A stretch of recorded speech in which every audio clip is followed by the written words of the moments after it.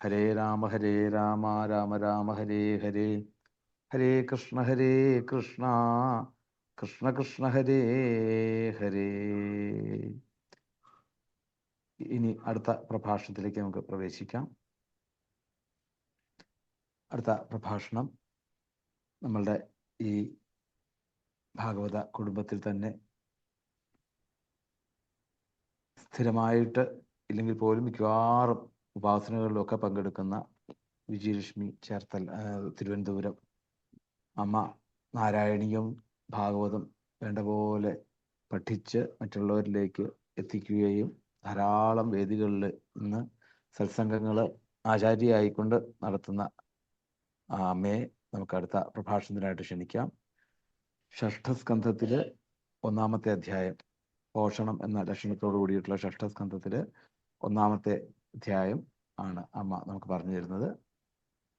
എല്ലാ ആചാര്യ മര്യാദകളോടും കൂടി വിജയലക്ഷ്മി ചേച്ചിയെ ഈ സപ്താഹയജ്ഞത്തിൻ്റെ 2-ാമത്തെ പ്രഭാഷണത്തിലേക്ക് സാദരം പാദങ്ങൾ നമസ്കരിച്ചുകൊണ്ട് സ്വാഗതം ചെയ്യുന്നു. ഗോവിന്ദനാമ സങ്കീർത്തനം. ഗോവിന്ദ ഗോവിന്ദ. ഹരി ഓം. ഓം നമോ നാരായണായ. ഓം നമോ ഭഗവതേ വാസുദേവായ. ഓം ഗം ഗണപതയേ നമഃ. ഓം സം സരസ്വത്യൈ നമഃ. ഓം ഗും ഗുരുഭ്യോ നമഃ. സംപൂജ്യരായ എല്ലാവർക്കും വിനീതമായിട്ടുള്ള നമസ്കാരം.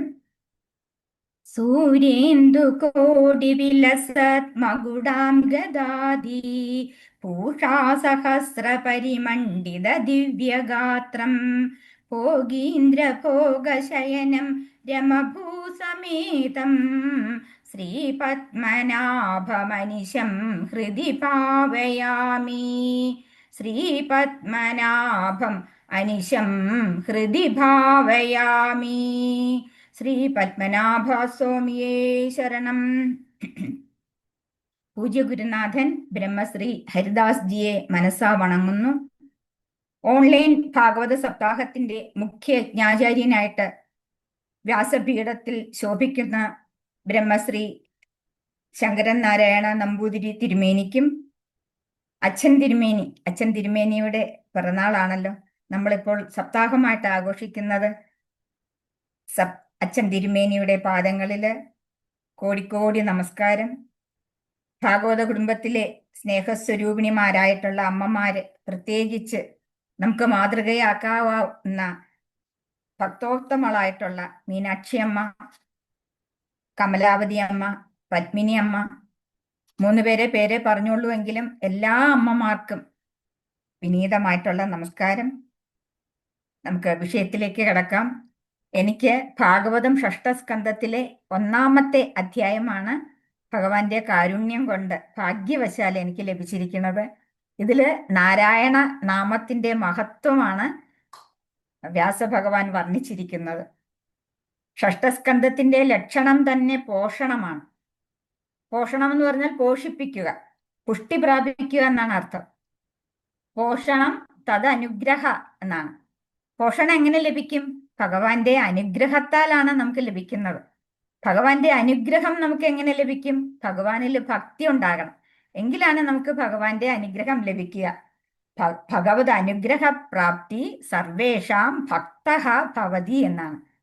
അപ്പോൾ ഭഗവാനിൽ ഭക്തി ഉണ്ടാകണമെങ്കിൽ നമ്മൾ എന്ത് ചെയ്യണം? അതാണ് നമ്മുടെ ഭട്ടതിരിപ്പാട് നാരായണത്തിലൂടെ പറഞ്ഞു തന്നത്. പഠന്തോ നാമാനി, ഭഗവാന്റെ നാമങ്ങളെ നിരന്തരം ചൊല്ലുക. പിന്നെ ഭഗവാന്റെ രൂപത്തെ മനസ്സിലങ്ങനെ ധ്യാനിക്കുക. ഭഗവാന്റെ ഗുണങ്ങളും കഥകളും പറയുക, കേൾക്കുക. അങ്ങനെ നമുക്ക് ഭഗവാനിൽ തന്നെ രമിക്കുക. അതാണ് ഭഗവാനിൽ ഭക്തി ഉണ്ടാക്കിയെടുക്കാനുള്ള ഏറ്റവും എളുപ്പമായിട്ടുള്ള മാർഗം. ഇത് അങ്ങനെ ഭക്തനായാലോ, ഭഗവാൻ ഭഗവത്ഗീതയിൽ പറയുന്നു, നമേ ഭക്ത പ്രണശ്യതി. പിന്നെ ആ ഭക്തനെ താഴോട്ട് വരാൻ ഒരിക്കലും ഭഗവാൻ അനുവദിക്കില്ല. ഒരിക്കലും ആ ഭക്തന് നാശമുണ്ടാവില്ല. ഓരോരുത്തരും അവർ ചെയ്യുന്ന കർമ്മങ്ങൾക്ക് അനുസരിച്ചിട്ടാണ് നമുക്ക് പുഷ്ടിയെ പ്രാപിക്കാനായിട്ട് സാധിക്കുക. ഈ അധ്യായത്തില് പോഷണം തദനുഗ്രഹ ആ തത്വം തന്നെയാണ് ഇതിനകത്ത് അവതരിപ്പിക്കുന്നത്. ഇതില് ഷഷ്ഠസ്കന്ധത്തില് 19 അധ്യായങ്ങളാണുള്ളത്. അതിൽ ഒന്നാമത്തെ അധ്യായം അജാമിളന്റെ കഥയാണ്. ആ ഒന്നാമത്തെ അധ്യായമാണ് എനിക്ക് അനുസ്മരിക്കേണ്ടത്. അതിലെ ഏതാനും ശ്ലോകങ്ങളിലൂടെ നമുക്ക് കടന്നു പോകാം. ഒന്നാമത്തെ ശ്ലോകം പ്രവൃത്തിമാർഗ കഥിത ആദോ ഭഗവതാ യഥാ ക്രമയോഗോപലബ്ധേന ബ്രഹ്മണായത സംസൃതി. പരീക്ഷിത്ത് മഹാരാജാവ് ശ്രീ ശുകബ്രഹ്മർഷിയോട് പറയുകയാണ്, ഭഗവാനെ, അവിടുന്ന് ഈ സംസാര സാഗരത്തിൽ നിന്നും ദുഃഖ നിവർത്തിക്ക് വേണ്ടി അങ്ങ് എനിക്ക് പ്രവൃത്തി മാർഗത്തെക്കുറിച്ചും അതുപോലെ തന്നെ നിവർത്തി മാർഗത്തെക്കുറിച്ചും അങ്ങ് എനിക്ക് പറഞ്ഞു തന്നു. 5-ാമത്തെ സ്കന്ധത്തിന്റെ അവസാനം അതിൽ 26-ാമത്തെ അധ്യായത്തില് നരകവർണ്ണനയാണ് പറഞ്ഞത്. അതായത് അധർമ്മം ചെയ്താൽ നരകത്തിൽ പോകേണ്ടി വരും. അതാണ് 3-ാമത്തെ ശ്ലോകത്തിൽ പറയുന്നത്. അധർമ്മലക്ഷണാനാന നരകാശ്ചാനുവർണിത. അധർമ്മം ചെയ്താല് നരകത്തിൽ പോകും.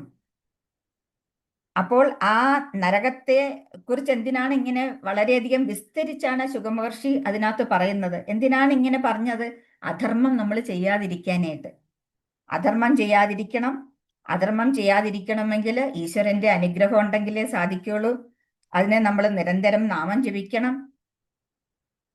ഈ ശ്രീ ശുകമഹർഷി പറയുന്നത് കേട്ടാല് ചെറിയ ചെറിയ നമ്മൾ അറിഞ്ഞോ അറിയാതെയോ ചെയ്യുന്ന എല്ലാ കർമ്മങ്ങൾക്കും നരകം ഉണ്ടെന്നാണ് പറഞ്ഞത്. നമ്മൾ അറിയാതെ ഉറുമ്പിനെ ചവിട്ടിയാലും ഒക്കെ നരകത്തിൽ പോകേണ്ടി വരും. കള്ളം പറഞ്ഞാൽ നരകത്തിൽ പോകേണ്ടി വരും.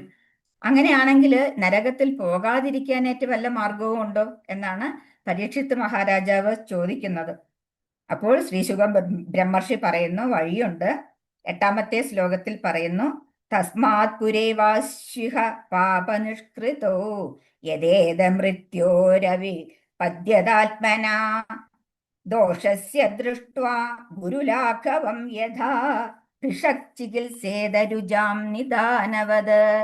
അതായത് നമുക്ക് ജീവിതത്തിൽ സുഖവും ദുഃഖവും ഒക്കെ വരുന്നത് നമ്മൾ ചെയ്യുന്ന പുണ്യപാപം അനുസരിച്ചിട്ടാണ്.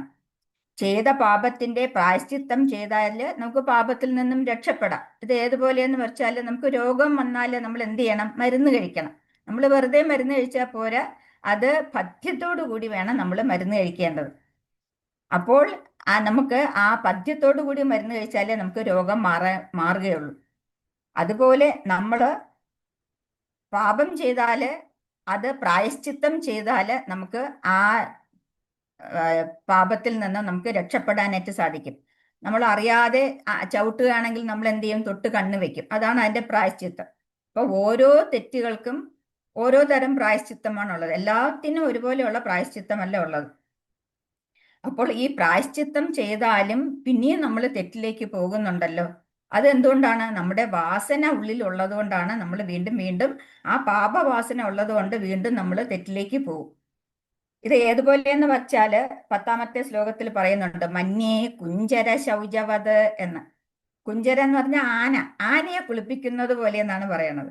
ആനയെ ഒരു പാപ്പാനെ ഒറ്റയ്ക്ക് കുളിപ്പിക്കാനൊന്നും സാധ്യമല്ല. 3-4 പാപ്പാന്മാര് ചേർന്ന് നദിയിൽ കൊണ്ടുപോയി കിടത്തി, തിരിച്ചും മറിച്ചും ഒക്കെ കിടത്തി, പിന്നെ അതിന്റെ ദേഹത്ത് ചകിരിയും ഒക്കെ ഇട്ട് തേച്ച് അതിന്റെ ചെളിയും മണ്ണും എല്ലാം കളഞ്ഞ് നല്ല വൃത്തിയാക്കി കരയിലോട്ട് കേറേണ്ട താമസം ആന എന്ത് ചെയ്യും? തുമ്പിക്കൈ കൊണ്ട് ആ ചെളിയും മണ്ണും എല്ലാം വാരി അതിന്റെ മസ്തകത്തിലും പുറത്തും എല്ലാം ഇടും.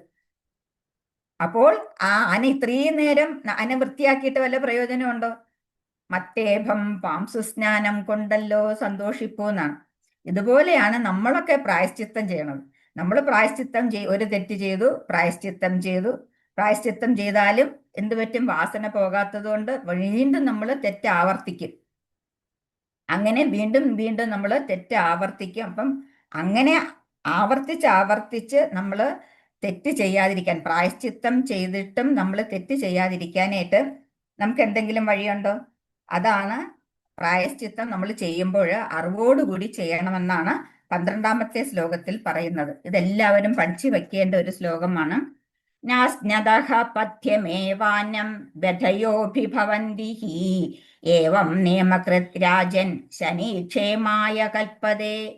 അതായത് നമ്മൾ ശുദ്ധമായിട്ടുള്ള ആഹാരം കഴിച്ചാൽ, പഥ്യത്തോടു കൂടി നമ്മൾ ആഹാരം കഴിച്ചാൽ അവർക്ക് രോഗം വരില്ല. ആഹാരത്തിലുള്ള തകരാറാണ് നമുക്ക് രോഗം വരാനായിട്ട് കാരണം. ആഹാരം എന്ന് പറയുമ്പോൾ നമ്മൾ വായിക്കൂടി കഴിക്കുന്നത് മാത്രമല്ല, നമ്മുടെ ഇന്ദ്രിയങ്ങളിലൂടെയൊക്കെ, പഞ്ചേന്ദ്രിയങ്ങളിലൂടെ നമ്മൾ കണ്ണുകൊണ്ട് കാണുന്നതും, ചെവി കൊണ്ട് കേൾക്കുന്നതും, മൂക്കൊണ്ട് മണക്കുന്നതും, തൊടുന്നതും എല്ലാം ആഹാരമാണ്. അപ്പോൾ ആ ആഹാരം നമ്മൾ ശുദ്ധിയുള്ളതായിരിക്കണം. ആഹാര ശുദ്ധി ഉണ്ടായാൽ രോഗം വരില്ല എന്നാണ്. രോഗം വന്ന് ചികിത്സിക്കുന്നതിനെക്കാട്ടിലും നല്ലത് രോഗം വരാതിരിക്കൽ ആണ്, അത് വരാതെ നോക്കലാണ്. ഇതുപോലെ ഏവം നിയമകൃത് രാജൻ ശനീഹി ക്ഷേമായ കൽപ്പതേ. ഇതുപോലെ നമ്മളും എന്ത് ചെയ്യണം? നമ്മുടെ ജീവിതം എങ്ങനെ നയിക്കണം? നല്ല ചിട്ടയോടുകൂടി സമ്പ്രദായം അനുസരിച്ച് നമ്മുടെ അച്ഛനും മുത്തച്ഛനും ഒക്കെ എന്താണോ നമുക്ക് പരമ്പരമായിട്ട് നമ്മൾ വീട്ടിൽ ചെയ്തുകൊണ്ടിരിക്കുന്നത്, ആ കാര്യങ്ങളൊക്കെ ചെയ്ത് അതനുസരിച്ചിട്ട് സദാചാരത്തോടുകൂടി ജീവിക്കുന്ന ഒരു വ്യക്തിക്ക് പാപം ബാധിക്കില്ല. പാപം എപ്പോഴാണ് ഉണ്ടാകുന്നത്? സദാചാരം തെറ്റിച്ചാലാണ് നമുക്ക് പാപം ബാധിക്കുന്നത്. അപ്പം പാപം ചെയ്ത് പരിഹാരം ചെയ്യുന്നതിനെക്കാട്ടിലും നല്ലതാണ് പാപം ചെയ്യാതിരിക്കൽ. അതിനാണ് ചിട്ട വേണം എന്ന് പറയുന്നത്. എന്തൊക്കെയാണ് ചിട്ടകൾ? അതാണ് 13ാമത്തെ ശ്ലോകത്തിൽ പറയുന്നത്. നമ്മൾ ദിവസവും ചെയ്യേണ്ട കാര്യങ്ങളാണ് ഇതൊക്കെ. തപസാ ബ്രഹ്മചര്യേണ ശമേന ദമേന ച ത്യാഗേന സത്യശൗചാഭ്യാം യമേന നിയമേന ച. തപസ്സുണ്ടാവുക. നമ്മൾ ഏത് കാര്യം ചെയ്യണമെങ്കിലും നമുക്ക് തപസ് വേണം. പിന്നെയോ ബ്രഹ്മചര്യം, ദമം, ശമം ഇതൊക്കെ നമ്മൾ ശീലിക്കണം. യമനിയമാദികളൊക്കെ നമ്മൾ പാലിക്കണം. അതിൽ പെടുന്നതാണ് അഹിംസ, ശുചിത്വം. ഇതൊക്കെ നമ്മൾ ശീലിക്കണം. ഇതൊക്കെ ചെയ്താൽ മനസ്സ് ശുദ്ധമാകും. മനസ്സ് ശുദ്ധമായാലോ പിന്നെ പാപം ചെയ്യാനുള്ള വാസന മാറുന്നു. എങ്കിലും ചില പാപങ്ങളൊക്കെ നമ്മൾ അറിയാതെ ചെയ്തു പോകുമല്ലോ. നമ്മൾ ഗൃഹസ്ഥാശ്രമികളാകുമ്പോൾ നമ്മൾ വീട് അടിച്ചു വാരാതിരിക്കാൻ പറ്റില്ല. വീട് അടിച്ചു വാരുക, അതുപോലെ തന്നെ അടുപ്പിൽ തീ കത്തിക്കുക, വിളക്ക് കത്തിക്കുക, അങ്ങനെയൊക്കെയുള്ള കർമ്മങ്ങൾ ചെയ്യുമ്പോഴും ധാരാളം സൂക്ഷ്മ ജീവജാലങ്ങൾ നശിക്കുന്നുണ്ട്. അപ്പൊ അതുമൊക്കെ നമ്മൾ അറിയാതെ ചെയ്യുന്ന പാപങ്ങളാണ്. അപ്പോൾ ആ പാപമൊക്കെ മാറാനായിട്ട് എന്താണ് വഴി? അത് 15ാമത്തെ ശ്ലോകത്തിൽ ഉണ്ട്. എല്ലാവരും അത് പഠിച്ചു വെക്കേണ്ടതാണ്. കേചിത് കേവലയാ ഭക്ത്യാ വാസുദേവ പരായണാഃ അഘം തുന്നുന്തി കാസ്നേന നീഹാരമിവ ഭാസ്കരഃ. വാസുദേവനില് ഭക്തി ഉണ്ടാക്കിയെടുക്കുക. ആ ഭഗവാനിൽ ഭക്തി ഉണ്ടാക്കിയെടുത്താലോ അഘം ധുന്വന്തി. അഘം എന്ന് പറഞ്ഞ പാപം ധുന്വന്തി ഇല്ലാതാകും. ഏതുപോലെയാണ്? ഒരു ഉദാഹരണം പറയാണ്. നീഹാരമിവ ഭാസ്കരഃ. ഭാസ്കരൻ എന്ന് പറഞ്ഞ സൂര്യൻ ഉദിച്ചു കഴിഞ്ഞാൽ പിന്നെ മഞ്ഞുകട്ടയ്ക്ക് അവിടെ സ്ഥാനമുണ്ടോ? മഞ്ഞുകട്ട ഉരുകി പോകൂലേ? അതുപോലെ ഭക്തിയാകുന്ന സൂര്യൻ ഉള്ളിൽ ജ്വലിക്കാൻ തുടങ്ങിയാല് നമ്മുടെ അകത്ത് അടിഞ്ഞു കൂടിയിരിക്കുന്ന പാപവാസനകളാകുന്ന മഞ്ഞുകട്ടകളെല്ലാം ഉരുകി പൂർണ്ണമായിട്ടും ഇല്ലാതാകും. അപ്പോൾ നമുക്ക് ഭഗവാനിൽ ഭക്തി ഉണ്ടാക്കിയെടുത്താല്, ഭക്തിയുള്ളവർക്ക് പാപവാസന അവരെ ഉള്ളിൽ ബാധിക്കില്ല.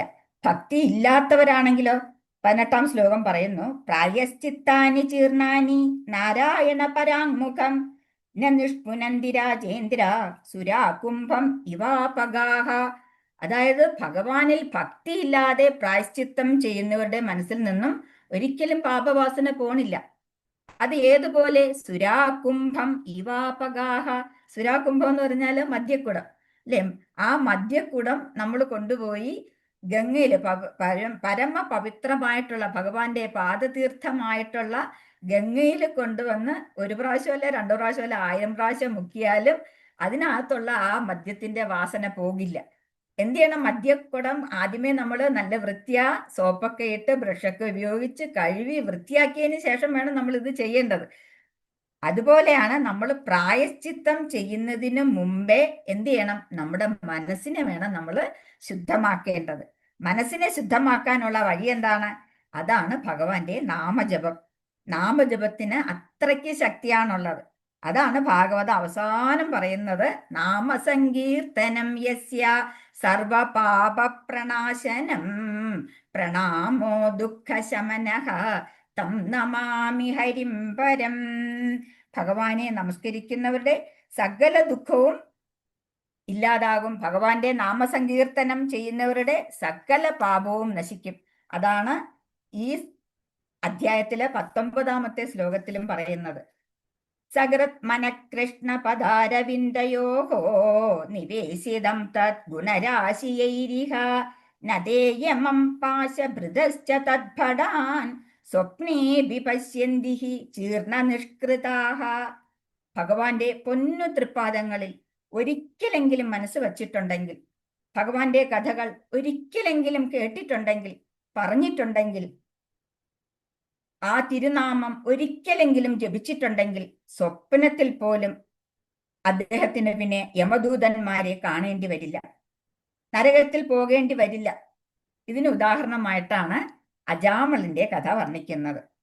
21ാമത്തെ ശ്ലോകം പറയുന്നു, കാന്യകുബ്ജേ ദ്വിജക്കശ്ചിത് ആസീപതിരജാമിളഹ. കാന്യകുബ്ജം എന്ന് പറയുന്ന ഒരു ദേശത്ത് അജാമിളൻ എന്ന് പറയുന്ന ഒരു ദ്വിജൻ ഉണ്ടായിരുന്നു. ദ്വിജൻ എന്ന് പറഞ്ഞാൽ ബ്രാഹ്മണൻ എന്നാണ് അർത്ഥം. അതായത് രണ്ടാമത്തെ ജന്മം എടുത്തവൻ. ഉപനയനം കഴിയുമ്പോൾ രണ്ടാമത്തെ ജന്മമായി. അദ്ദേഹം ഉപനയനമൊക്കെ കഴിഞ്ഞിട്ട് വേദം പഠിച്ച് ഈശ്വരനാമമൊക്കെ ജപിച്ച് യൗവനയുക്തനായപ്പോൾ വിവാഹമൊക്കെ കഴിച്ച് പഞ്ചയജ്ഞങ്ങളൊക്കെ അനുഷ്ഠിച്ച് ഒരു ഗൃഹസ്ഥാശ്രമിയായിട്ട് ജീവിക്കുന്ന സമയം ഒരിക്കല് ഗുരോർഗിരാ കാനനമേത്യ ദൃഷ്ടവാൻ, അതായത് അച്ഛന്റെ ആജ്ഞ അനുസരിച്ചിട്ട് ദർഭ, ചമത, പുഷ്പങ്ങള് ഒക്കെ ശേഖരിക്കാൻ വേണ്ടി കാട്ടിലേക്ക് പോയി. കാട്ടിൽ ചെന്നപ്പോൾ ഒരു കാഴ്ച കാണാനായിട്ട് ഇടയായി. അതായത് ഒരു ദാസി ഒരു പുരുഷനുമായിട്ട് രമിച്ചുകൊണ്ടിരിക്കുന്നതാണ് കണ്ടത്. ആ ദാസിയെ കണ്ടപ്പോൾ, അവളുടെ ചെയ്തികളൊക്കെ കണ്ടപ്പോൾ അവളിൽ വല്ലാത്ത ഭ്രമമുണ്ടായി. ഉടനെ അവളോടൊത്ത് താമസിക്കാനായിട്ട് ആഗ്രഹിച്ചു. പിന്നെ എന്ത് ചെയ്തു? സ്വധർമ്മത്തെ എല്ലാം മറന്നു. അഗ്നിസാക്ഷിയായിട്ട് വിവാഹം കഴിച്ച ഭാര്യയെ ഉപേക്ഷിച്ചു, മക്കളെ ഉപേക്ഷിച്ചു. പിന്നെ ആ സ്ത്രീയോടൊപ്പം കഴിഞ്ഞു. അവളോടൊപ്പം കഴിയണമെങ്കിലോ ധനം വേണം. അതിനെന്ത് ചെയ്തു? അജാമിളൻ തന്റെ ഇല്ലത്തുള്ള ധനം മുഴുവനും കൊണ്ടുവന്ന് ആ സ്ത്രീക്ക് കൊടുത്തു. അവളെ തൃപ്തിപ്പെടുത്താൻ വേണ്ടി കൊള്ള, കൊല, മോഷണം തുടങ്ങിയ എല്ലാ മഹാപാപവും ചെയ്തു. അജാമിളന് 10 ഉണ്ണികളാണ് അവളിൽ ഉണ്ടായത്. അവസാനത്തെ ഉണ്ണിക്ക് ഈശ്വരന്റെ അനുഗ്രഹം കൊണ്ട് നാരായണ എന്നുള്ള നാമം ഇടാനായിട്ട് സാധിച്ചു. ഇളയ കുട്ടിയായത് കാരണം എല്ലാ അച്ഛനും ഒക്കെ ഇളയ കുട്ടികളോടാണല്ലോ സ്നേഹം കൂടുതൽ. എപ്പോഴും നാരായണനെ പറ്റിയായി ചിന്ത. നാരായണ നാരായണ എന്ന് എപ്പോഴും വിളിക്കും. നാരായണ വരൂ, നാരായണ ഊണ് കഴിക്കൂ, നാരായണ വെള്ളം കുടിക്കൂ, നാരായണ കുളിക്കൂ, നാരായണ വെയിലത്ത് പോകരുതേ, ഇങ്ങനെ എപ്പോഴും നാരായണ നാരായണ എന്ന് വിളിക്കാനായിട്ട് തുടങ്ങി. അജാമിളന് ഇതൊരു പിടിവള്ളിയായിട്ട് മാറി. ഒരു കാലത്ത് ഒരുപാട് സത്കർമ്മങ്ങൾ ചെയ്തവനാണ് ഈ അജാമിളൻ. ഭഗവാനെ ഭജിച്ചിരുന്നു. അതുകൊണ്ടാണ് ഒരു പിടിവള്ളി ഭഗവാൻ ഇട്ടുകൊടുത്തിരിക്കുന്നത്. ആ നാരായണ നാമം അറിഞ്ഞോ അറിയാതെയോ ചെയ്ത പുണ്യത്തിന്റെ ഫലം കാരണം പുത്രന് നാരായണ എന്നുള്ള നാമം ഇടാനായിട്ട് അദ്ദേഹത്തിന് തോന്നി. നാരായണ എന്നുള്ള നാമം ഇടുക മാത്രമല്ല, പേരിടുക മാത്രമല്ല, ആ നാമം വിളിക്കാനും അദ്ദേഹത്തിന് തോന്നി. അല്ലെ, നമ്മളെ കുഞ്ഞുങ്ങൾക്കൊക്കെ ഈശ്വരന്റെ നാമം ഇടാറുണ്ട്, പക്ഷെ അത് നമ്മൾ വിളിക്കാറില്ല. നമ്മൾ ചെല്ലപ്പേരൊക്കെയാണ് നമ്മൾ വിളിക്കുന്നത്. കേശവൻ എന്നുള്ള പേരിട്ടിട്ട് കേശി എന്ന് വിളിക്കും. കേശവൻ ഭഗവാന്റെ പേരാണ്. കേശവ എന്ന് വിളിച്ചാൽ ഭഗവാന്റെ പേരാണ്. കേശിയാണെങ്കിലും അസുരന്റെ പേരാണ്. അപ്പൊ നമ്മൾ ഇങ്ങനെ തെറ്റിയൊക്കെ ഞങ്ങൾ വിളിക്കാറുണ്ട്. പക്ഷെ ഇവിടെ അജാമിളൻ അതല്ല ചെയ്തത്. നാരായണ എന്ന് ഇളയ കുഞ്ഞിന് പേരിട്ടു.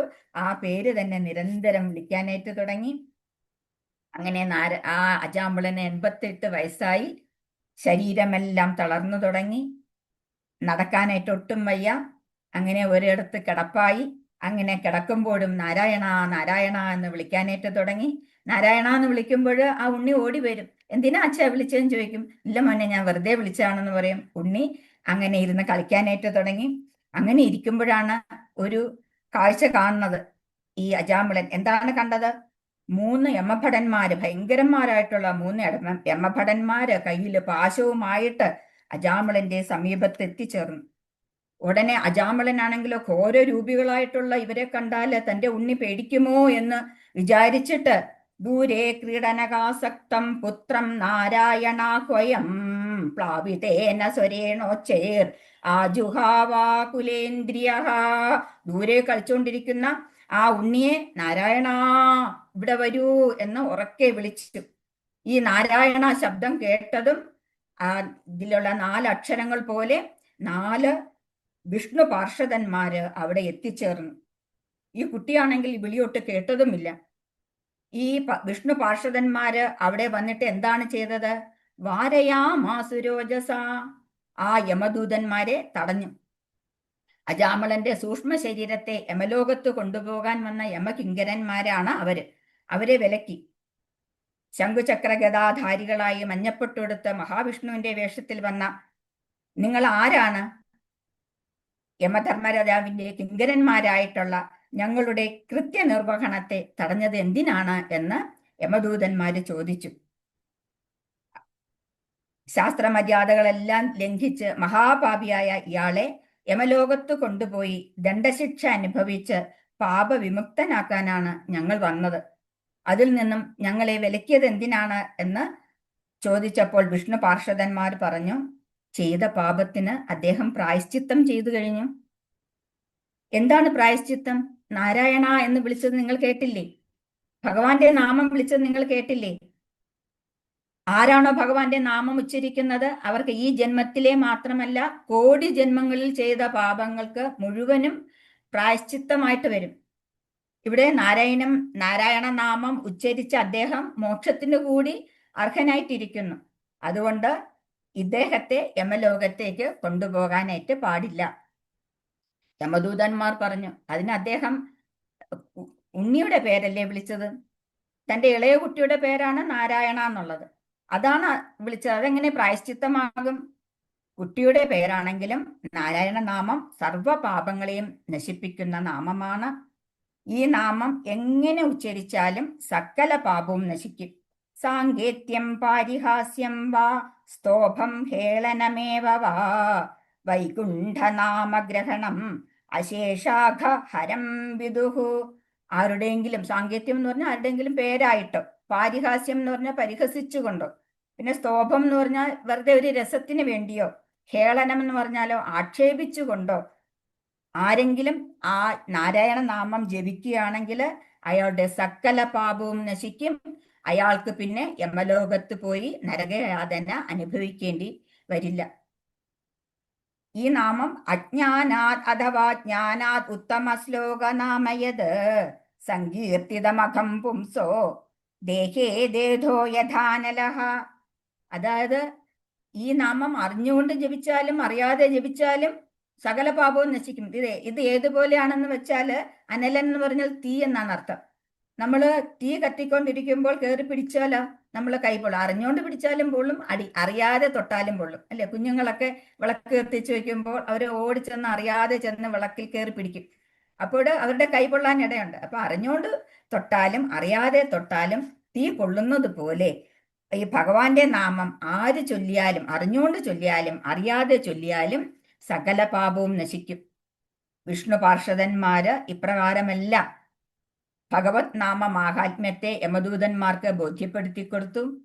അത് കേട്ടതും യമദൂതന്മാര് അജാമളനെ അവരുടെ പാശത്തിൽ നിന്നും മോചിപ്പിച്ച് യമലോകത്തില് എത്തി യമധർമ്മനോട് വിവരങ്ങളെല്ലാം ധരിപ്പിച്ചു. അജാമളൻ ഭഗവത് പാർഷദന്മാരെ ദണ്ഡ നമസ്കാരം ചെയ്തു. അവരും അവിടെ നിന്ന് അപ്രത്യക്ഷമായി.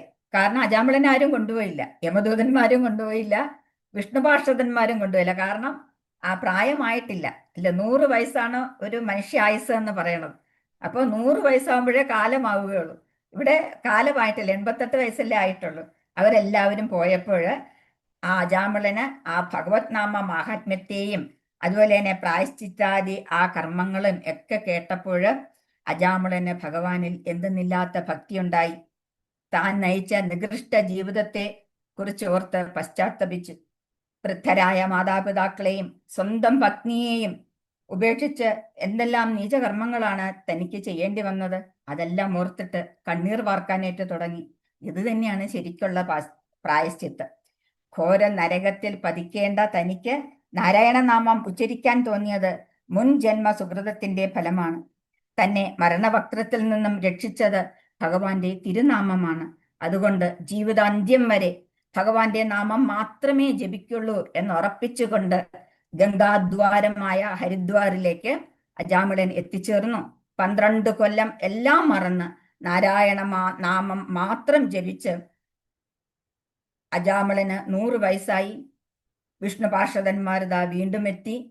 അജാമിളന്റെ ശരീരം ഗംഗയിൽ ഉപേക്ഷിച്ചു. എന്നിട്ട് ദിവ്യ ശരീരം സ്വീകരിച്ചുകൊണ്ട് വൈകുണ്ഠത്തിലേക്ക് യാത്രയായി. പുത്രനാമം ജപിച്ച അജാമിളന് സദ്ഗതി കിട്ടിയെങ്കിൽ കിം പുനഃശ്രദ്ധയാ ഗിരൻ, പിന്നെ ആ ഭഗവാന്റെ നാമം ശ്രദ്ധയോടും ഭക്തിയോടും കൂടി ജപിക്കുന്ന അവരുടെ കാര്യം പറയാനുണ്ടോ എന്നാണ് ഇവിടെ ശ്രീ ശുക ബ്രഹ്മർഷി ചോദിക്കുന്നത്. എല്ലാം മറന്ന് ഈശ്വരനാമം ജപിക്കാൻ സാധിക്കുക, അതിന് നല്ല സുഹൃതം ചെയ്യണം. അതാണ് നമ്മുടെ പൂർവ്വസൂരികൾ നമുക്ക് കാണിച്ചു തന്നിട്ടുള്ളത്. നമ്മുടെ തിരുവനന്തപുരത്ത് അഭേദാശ്രമമുണ്ട്, അഭേദാനന്ദ സ്വാമികൾ. ആ സ്വാമികള് മഹാമന്ത്രാലയം 24 മണിക്കൂറും ഹരേ രാമ മന്ത്രം ചൊല്ലുന്ന മന്ത്രാലയം സ്ഥാപിച്ചിട്ടുണ്ട്. അവിടെ ചുറ്റിനും, കിഴക്കേക്കോട്ടയിലാണ് ആ അഭേദാശ്രമമുള്ളത്. അവിടെ ചുറ്റിനും കച്ചവടവും ബഹളവും ഒക്കെയാണ്. എങ്കിലും നമ്മൾ ആ ആശ്രമത്തിനകത്ത് കയറണം. അകത്ത് കയറുമ്പോഴാണ് നമുക്ക് എന്തൊരു പോസിറ്റീവ് എനർജി ആണെന്നറിയാമോ. വളരെ ശാന്തതയാണ്. നമുക്ക് ശാന്തമായിട്ടുള്ള ഒരു അന്തരീക്ഷമാണ് നമുക്ക് അവിടെ അനുഭവപ്പെടാനായിട്ട് സാധിക്കുക. അത് ഈ നാമത്തിന്റെ മഹത്വമാണ്. നാമജപത്തിന്റെ പ്രാധാന്യം തന്നെയാണ് ഭാഗവതത്തിലെ പ്രഹ്ലാദ ചരിതവും ധ്രുവചരിതവും അതുപോലെ വൃത്രാസുര ചരിതവും ഒക്കെ. നാരായണ കവചവും നമ്മുടെ ഭാഗവതത്തിലുണ്ട്. നാരായണീയത്തിലും ജ്ഞാനപ്പാനയിലും ഹരിനാമ കീർത്തനത്തിലും ഒക്കെ ആചാര്യന്മാര് ജപത്തിന്റെ പ്രാധാന്യം തന്നെയാണ് നമുക്ക് പറഞ്ഞു തന്നിട്ടുള്ളത്. ജഗദ്ഗുരുവായിട്ടുള്ള ആദിശങ്കരാചാര്യർ സ്വാമികള് ഭജഗോവിന്ദത്തിലൂടെ നമുക്ക് പറഞ്ഞു തന്നതും ഭഗവാന്റെ നാമം ജപിക്കാനല്ലേ. അപ്പോൾ നാവ് കുഴയാതെ നാമം ജപിക്കാനായിട്ട് നമുക്ക് സാധിക്കണം.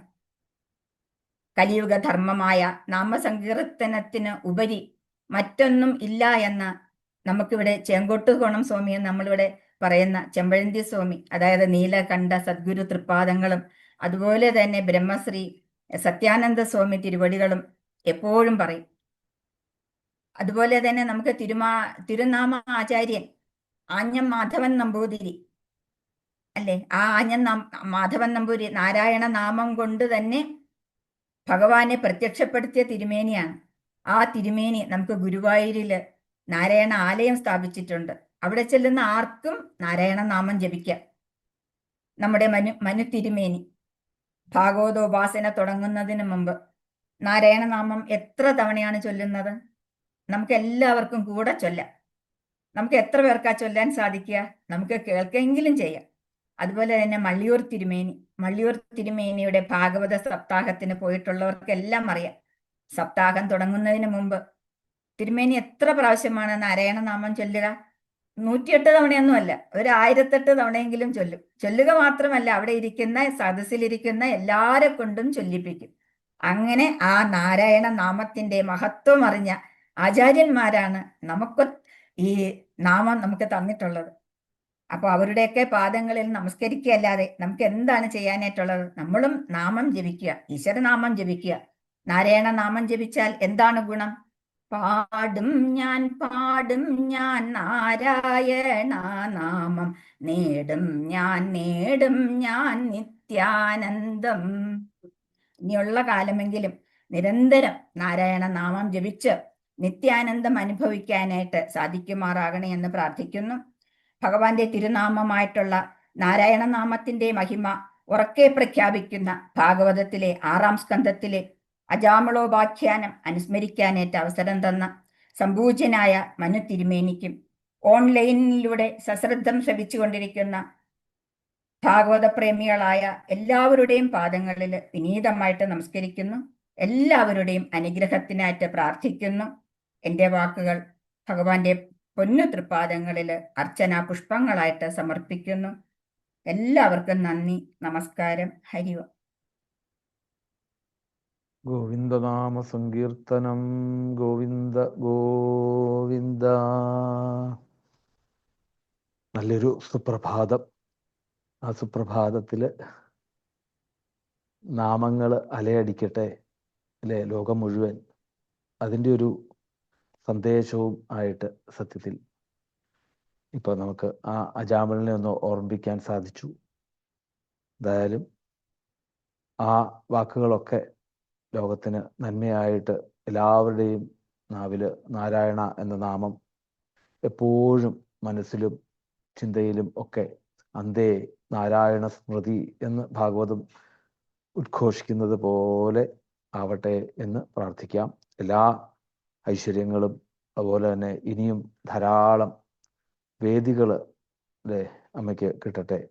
അതുപോലെ തന്നെ നാരായണീയമായിട്ടാണെങ്കിലും ഭാഗവതമായിട്ടാണെങ്കിലും ഒക്കെ നമുക്ക് അറിഞ്ഞാൽ മാത്രം പോരാ, അത് മറ്റുള്ളവരിലേക്ക് അറിയുന്നത് പോലെ പറഞ്ഞു കൊടുക്കാനുള്ള ഒരു മനോഭാവം, അതാണ് ജീവിതത്തിൽ വേണ്ടത്. ഇതാണ് ഋഷികടം എന്നുള്ളത് നമുക്ക് തീർക്കാൻ അതേ ഉള്ളൂ. നമുക്ക് കിട്ടുന്നതായിട്ടുള്ള അറിവിനെ മറ്റുള്ളവരിലേക്ക് പകർന്നു കൊടുക്കുമ്പോഴാണത് ആ ആചാര്യന്മാരോടും ഗുരുനാഥനോടുമുള്ള കടം വീടുന്നത്. എന്തായാലും അത് ഇനിയും ഒട്ടും കുറയ്ക്കാതെ അതങ്ങനെ നടന്നു പോകട്ടെ. അതിന് വേണ്ട പോലെ വേദികൾ ധാരാളം ഗുരുവായൂരപ്പന് ഒരുക്കി കൊടുക്കട്ടെ.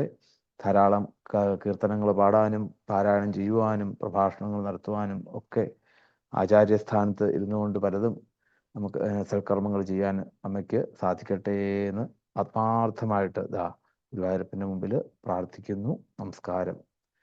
ഗോവിന്ദനാമ സങ്കീർത്തനം. ഗോവിന്ദ ഗോവിന്ദ.